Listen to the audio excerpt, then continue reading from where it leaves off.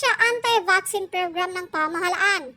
Ang kailangan lang daw naman na siguraduhin ni Health Secretary Francisco Duque III ay hindi sana pag-eksperimentuhan ang katawan ng mga bata.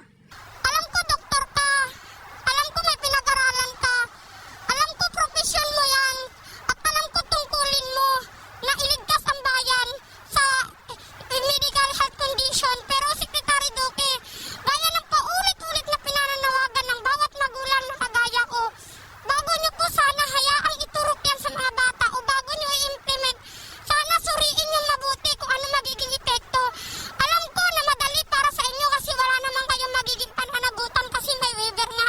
In case may mangyari sa bata o kahit sa sila natuturukan nyo, wala kami magiging habol kasi may waiver. Sana Secretary Duque, pakaisipin mo po na itong mga tuturukan mo, mga walang muwang pa sa mundong to, na malalakas pa ang immune system bilang bata.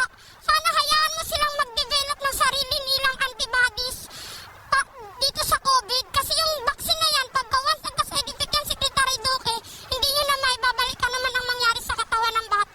Sana ipatigil mo hanggat maaga. Maawa ka. Sana magkaroon ka ng puso. Alam ko may pamilya ka rin naman siguro. Kung gusto mong patunayang safe, iturok mo sa pamilya mo, sa mag-anak mo, sa mga kung sino man yung mga batang meron ka, mga pamangkin mo, kung ano man, unahin mo sila bago yung mga anak namin. Kasi kayo kaya nyo magpagamot sa mamahaling ospital, kami hindi namin kaya.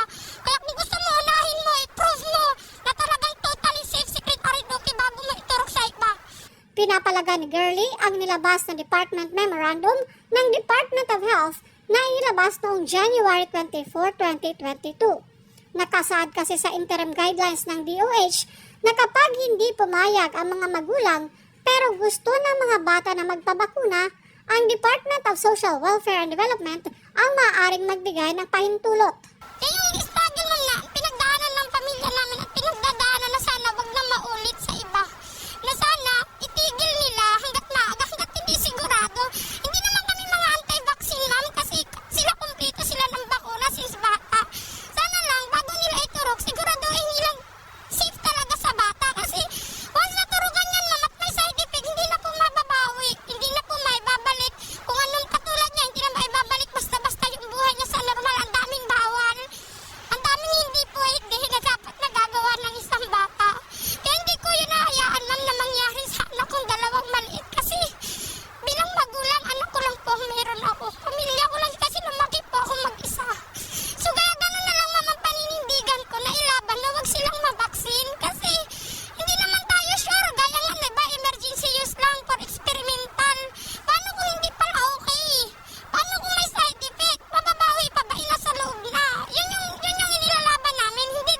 Hindi para kontrahin yung gobyerno ma'am, kundi hindi para kontrahin si Duque, kundi ipakita sa kanya, ipamulat sa kanya na sana, Secretary Duque, bago ka mag-desisyon, bago mo gawin, isipin mo, maliliit, paslit, 11 to 5, 5 to 11, mga batang under pa ng guardian ng magulang.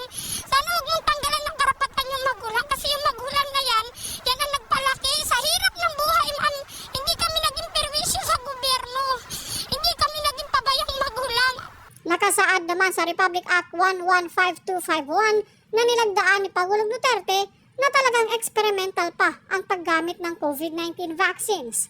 Mayroong immunity mula sa liability o walang pananagutan sa batas ang mga public officials, empleyado, contractors, manufacturers, volunteers at representatives sakaling magkaroon ng side effects ang bakuna maliban na lamang kung sanhi ng misconduct o gross negligence o simpleng kapabayaan.